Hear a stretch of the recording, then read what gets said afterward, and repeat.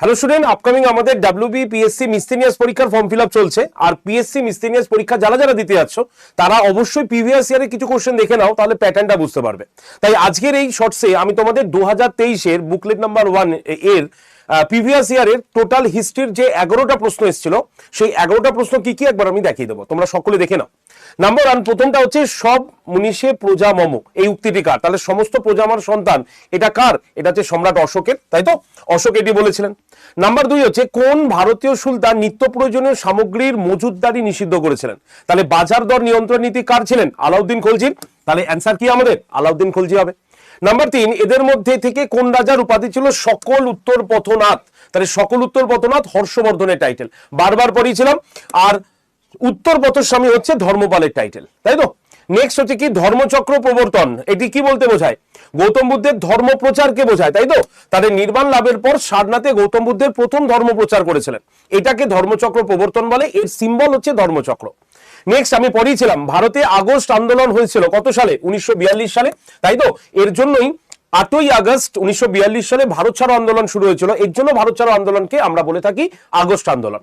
Next 44 নম্বর প্রশ্ন এসেছিল যে ব্রিটিশ ভারতের শেষ গভর্নর জেনারেল এবং প্রথম ভাইসরয়কে।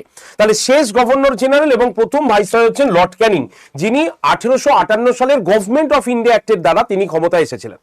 নেক্সট 46 নম্বর প্রশ্ন, মনসবদারি প্রথা কে প্রবর্তন করেছিলেন? আমাদের অ্যান্সার হচ্ছে আকবর। মনসব কথার অর্থ কি? পদমর্যাদা, পড়িয়েছি কিন্তু। নেক্সট 51, ভারতের শেষ ভাইসরয় এবং শেষ গভর্নর জেনারেলের নামগুলো কি কি? তাহলে শেষ বলছে কাকে? Lord Mountbatten. এবং তারপরে স্বাধীন ভারতের প্রথম গভর্নর জেনারেল হচ্ছে চক্রবর্তী রাজা গোপালাচারী।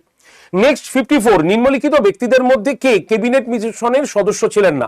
তাহলে 1946 সালে ক্যাবিনেট মিশন ভারতে আসে, 3 জন সদস্য, Patrick Lawrence, sir Stafford Cripps এবং এভি আলেকজান্ডার। তার মানে স্যার জন সাইমন তিনি কিন্তু সদস্য ছিলেন না। নেক্সট 57, নিম্নলিখিত প্রাচীন ভারতের রাজাদের মধ্যে কে নিজেকে হুন আক্রমণের কবল থেকে সাম্রাজ্যকে রক্ষা করেছিলেন? কে? স্কন্দগুপ্ত। এই জন্য স্কন্দগুপ্তকে কি বলে? সেভিয়ার অফ ইন্ডিয়া, ভারতের রক্ষাকর্তা বলে, তাই তো?